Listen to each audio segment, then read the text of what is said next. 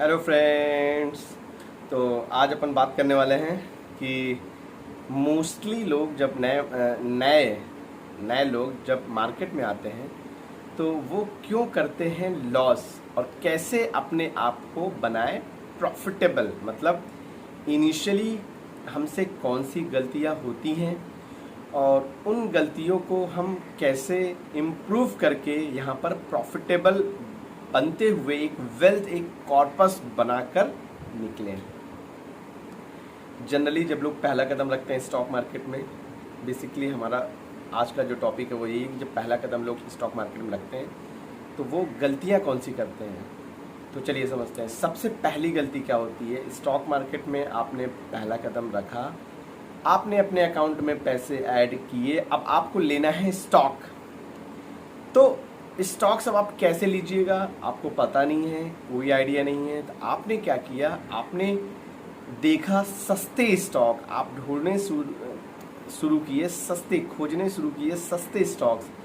2 रुपये, 3 रुपये, 4 रुपये, 5 रुपये, 50 पैसे, ऐसे पेनी स्टॉक आपने खोजने शुरू किया। बहुत सारी वीडियोस पड़ी रहती हैं पेनी स्टॉक से रिलेटेड कि ये स्टॉक यहाँ से बनेगा, इतना बनेगा। भले ही फंडामेंटल्स जीरो हों लेकिन लोगों को क्या कुछ भी बोलना है तो वो 50 पैसे को 5000 बना देते हैं। ऐसा मैंने भी देखा है। बहुत से बंदे, बहुत से लोगों के वीडियोस लोग अपलोड करते हैं, कुछ भी मतलब 50 पैसे को 5000 भी बना सकते हैं।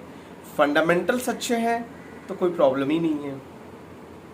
या फिर आप खुद भी बाइंग कर रहे हो ऐसे पेनी स्टॉक्स को जिसको आप इस प्लेटफॉर्म पे सजेस्ट कर रहे हैं तो भी प्रॉब्लम नहीं है। लेकिन किसी भी मतलब ऐसे ही बोल देना, आई डोंट थिंक कि इट्स अ गुड थिंग। क्योंकि जनरली होता क्या है, हर किसी का पैसा इंपॉर्टेंट है, चाहे वो आप हो या हम हो। जो भी इन्वेस्ट करना चाहता है उसको उसका एक सही जगह, मतलब एक अच्छे क्वालिटी स्टॉक्स में इन्वेस्ट कराना चाहिए या करना चाहिए। तो उसका तरीका यही है कि आप इनिशियली, चलिए हम वो सब बातें नहीं कर रहे हैं, बट आप इनिशियली, भाई पेनी स्टॉक्स की बात रही तो पेनी स्टॉक्स मैं भी लेता हूँ, हर कोई लेता है, बट फंडामेंटल्स देख कर लेते हैं और वहाँ से वो रिटर्न भी देते हैं। फंडामेंटल्स वगैरह हमें देखना पड़ता है, हम भी फुल्ली इन्वेस्टेड हैं और तो ये सारी चीज़ें देखनी पड़ती हैं, मतलब फंडामेंटल्स देखने पड़ते हैं। अगर कहीं लगता है कि fundamentals, yes fundamentals is good, आने वाले टाइम में कंपनी के लिए कुछ अच्छा हो सकता है, बिल्कुल आप रखें, कोई प्रॉब्लम नहीं। वो आपको एक शानदार रिटर्न जनरेट करके दे देगा, कई टाइम्स आपका पैसा मल्टीप्लाई कर देगा, नो डाउट, कोई प्रॉब्लम ही नहीं है मुझे। मतलब बहुत अच्छे से इस चीज़ को मैं समझता हूँ। बट ठीक है, फंडामेंटल्स आने चाहिए, समझ में आना चाहिए, बिजनेस मॉडल आपको आना चाहिए, आपको वैल्यूएशंस वगैरह आने चाहिए, तब आप किसी ऐसे पेनी स्टॉक्स में कदम रखें, किसी के कहने पर मत जाएं। तो पहली बात याद रखें, पहली गलती वो यही करते हैं। शुरुआत में आप आए भाई तो आप पेनी क्यों लेना यार, आप क्वालिटी वाइज स्टॉक्स लीजिए। अब मैं ऐसा नहीं कह रहा क्वालिटी में आप जाके लार्ज कैप ले लीजिए, मोटा हाथी पकड़ के बैठ जाइए, कुछ नहीं होना उसमें, 10-12% मिलेगा, आप वहीं के वहीं रह जाएंगे।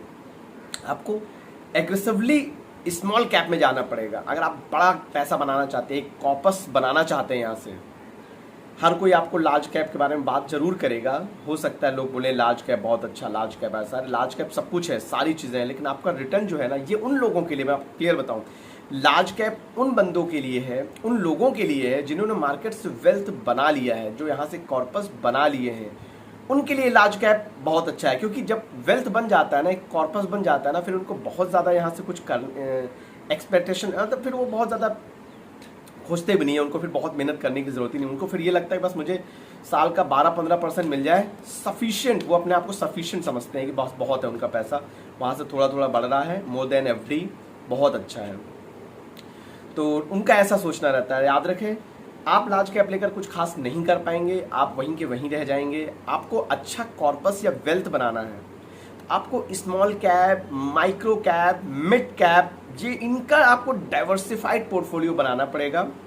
कुछ आप लार्ज कैप रख सकते हैं, मैं यहाँ पर डिनाई नहीं कर रहा, मैं मना नहीं कर रहा, आप लार्ज कैप रख सकते हैं, क्वालिटी होता है नो डाउट, गिरने में कम भी गिरेंगे वो आपके स्टॉक्स, लेकिन बहुत बड़ा वेल्थ आपको बनाकर नहीं दे पाएंगे कि मोटे हाथी हो।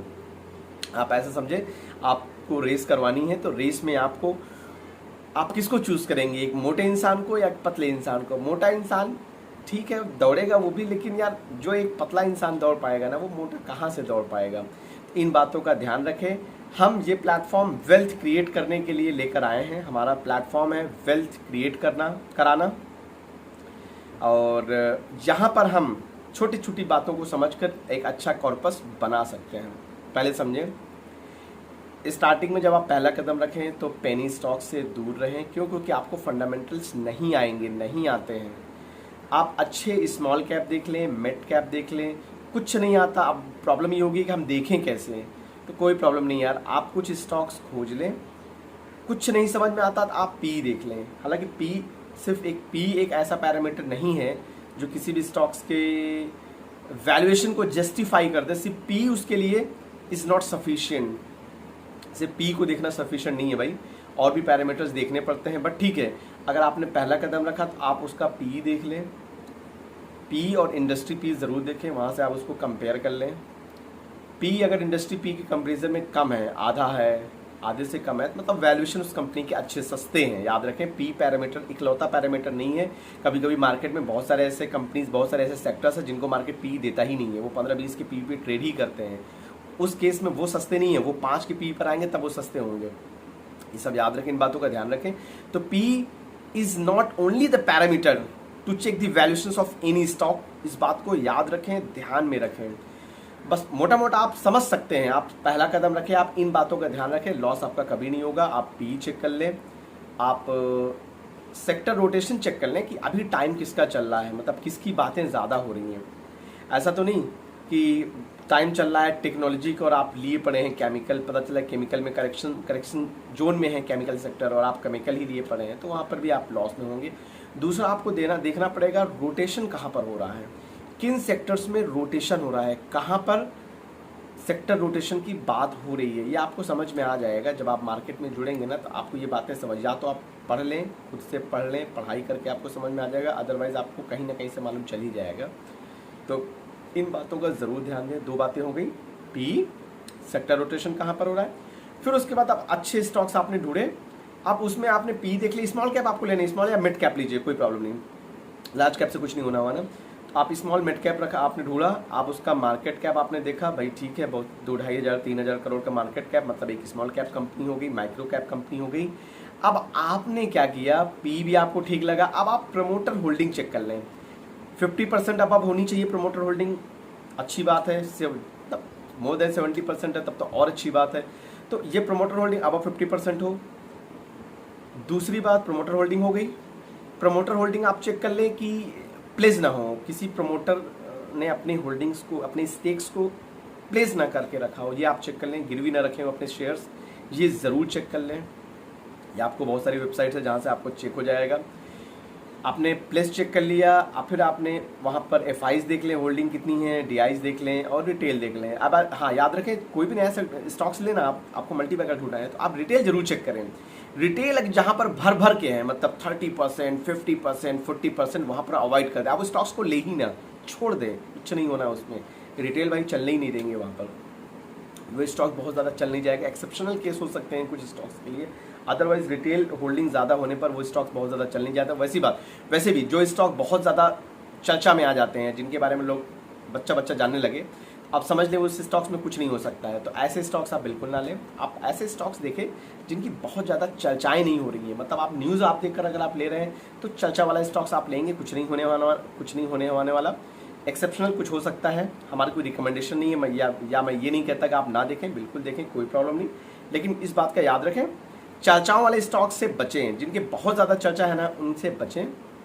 कुछ ऐसे स्टॉक्स लें जिनका न्यूज़ फ्लो वगैरह बहुत ज़्यादा नहीं है, तो वो आपको प्रॉफिट अच्छा मल्टीबैगर बन के दिखा देगा। तो पी आपने चेक कर लिया, आपने प्रमोटर होल्डिंग चेक कर ली, आपने रिटेल होल्डिंग चेक कर ली, आपने फाइज होल्डिंग चेक कर ली, ये सारी चीज़ें चेक कर ली। आपने सेक्टर जरूर ध्यान देना है, कहीं सेक्टर रोटेशन तो नहीं हो रहा है। ऐसा तो नहीं कि जिस सेक्टर में मैं एंट्री करने जा रहा हूँ, जिस सेक्टर करेक्शन मोड में है, वो ज़रूर आप चेक कर लें।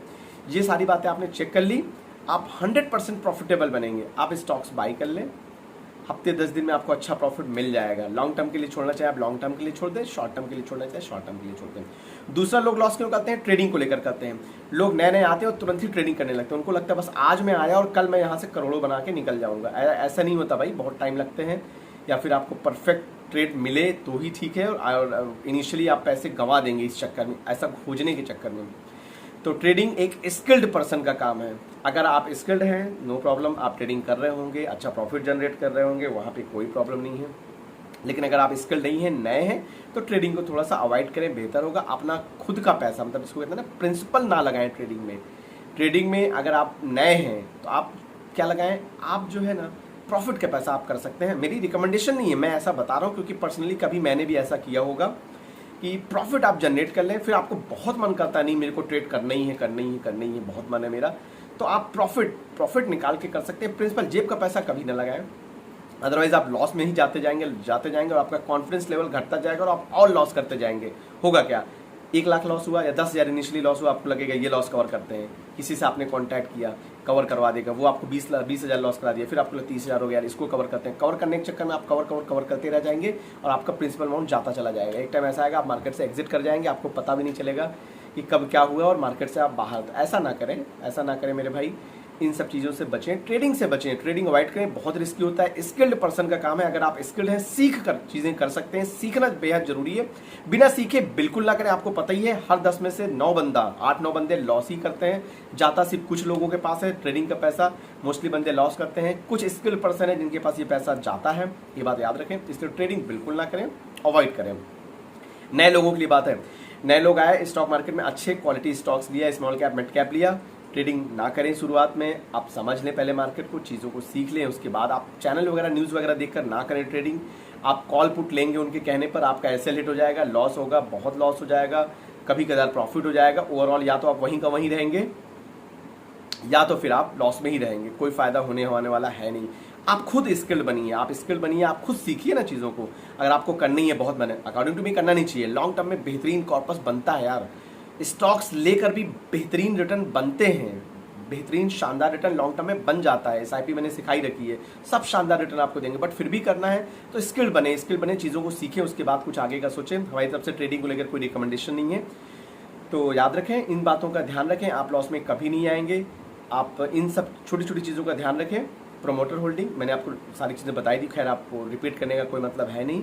तो आप आराम से इनिशियली इन सब चीज़ों को फॉलो करके आप लॉस से बच सकते हैं। ट्रेडिंग में आप अपना प्रिंसिपल पैसा ना लगाएं, बाद में आप प्रॉफिट जनरेट कर लें। थोड़ा बहुत मन करता है सीखने का, प्रॉफिट के पैसे से आप कर सकते हैं। हाँ, थोड़ा सा पेशेंस भी रखना होता है स्टॉक मार्केट में। आपने अच्छे क्वालिटी स्टॉक्स लिए ना, स्मॉल कैप हो या मिड कैप हो, थोड़ा सा पेशेंस रखिएगा। ऐसे नहीं कि आज आपने लिया कल ही वो प्लस में चला जाएगा, हो सकता है वहाँ से वो नीचे भी आए, बट क्वालिटी है तो कोई प्रॉब्लम नहीं। वैल्यूएशन, प्रोमोटर होल्डिंग, ये सारी चीज़ें अच्छी है। आपके स्टॉक्स आज नहीं कल वो रिकवर कर जाएगा और आपने जहाँ पर खरीदा उससे ऊपर हो जाएगा, आपको प्रॉफिट दे ही देगा यार। तो ये सारी बातों का ध्यान रखें, आपको प्रॉफिट अच्छा हो जाएगा। दूसरी बात, कभी भी आपने कोई न्यूज़ सुना, न्यूज़ में अक्सर आपने देखा होगा 2% 4% जब वो स्टॉक्स भाग जाता है तब वहाँ पर कॉल देते हैं कि स्टॉक्स बाई करिए। आपने बाई किया तुरंत वो नीचे आ जाएगा अगले दिन। ऐसा ना करें, ऐसा करके कोई फायदा नहीं। कोई भी स्टॉक्स खरीदना है ना, आप डिप का वेट कर लें। जिस दिन मार्केट में 2-4-5% आप स्टॉक्स चूज कर लें, आपको ये लेना है, वो स्टॉक पर्सनली जिस दिन नीचे मिले, आपको 2% 5% नीचे मिले, आप अपने अकॉर्डिंग वहाँ पर इन्वेस्ट करें, बट भागे हुए स्टॉक्स में एंट्री ना करें। कोई भी स्टॉक 2-4-5% 10% चल चुका है तो ऊपरी लेवल पर जाकर आप सिर्फ ट्रैप होंगे। बहुत कम चांसेस होते हैं कि आप वहाँ से भी ऊपर चले, अदरवाइज आप ट्रैप ही होंगे। तो इन सब चीज़ों को आप अवॉइड करें, डिप का वेट कर लें, डिप पर आए आप आराम से स्टॉक्स बाई करें। इन सब चीज़ों को फॉलो करके आप 100% प्रॉफिटेबल बनेंगे, एक वेल्थ बना कर निकलेंगे मार्केट से। और स्टार्टिंग में जो आपने पहला कदम रखा तो आपको यहाँ पर लॉस भी नहीं होगा। अब बात करते हैं हम स्टॉक्स क्या खरीद सकते हैं। तो देखिए यार, यहाँ पे 2 टाइप के स्टॉक्स होते हैं, थीमेटिक भी है और ऑल टाइम फेवरेट भी स्टॉक्स हैं हमारे, जो सदाबहार टाइप हैं। तो थीमेटिक में आप याद रखें, कुछ थीम को लेकर चलते हैं, वो कुछ सेक्टर रोटेशन वगैरह होता है तभी वो चलते हैं, फिर उसके बाद रुक जाते हैं, फिर चलते हैं, फिर कंसोलिडेशन पीरियड में जाते हैं। और सदाबहार टाइप के आइटम जो भी स्टॉक्स हैं वो आपको लॉन्ग टर्म में चलते जाएंगे, कभी कम चलेंगे कभी ज़्यादा चलेंगे, बट प्रॉफिट आपको अच्छा जनरेट करके दे देंगे।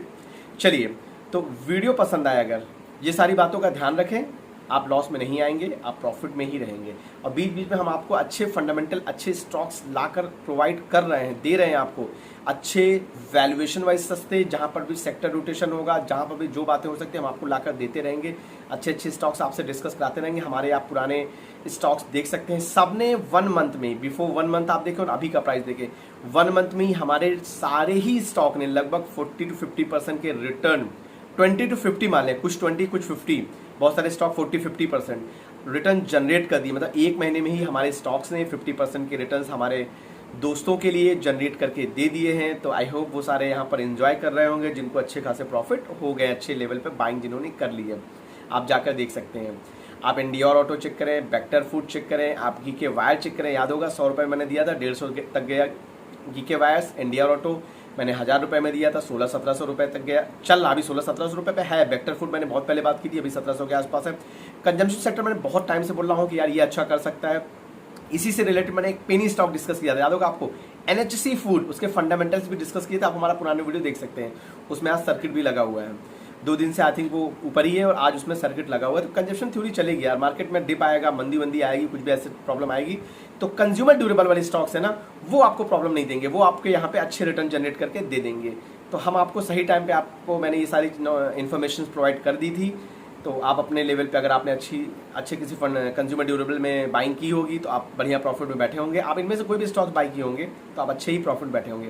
बट ठीक है, नेक्स्ट टाइम अपन मिलते हैं। अगर वीडियो पसंद आए लाइक सब्सक्राइब करना ना भूलें। Thank you.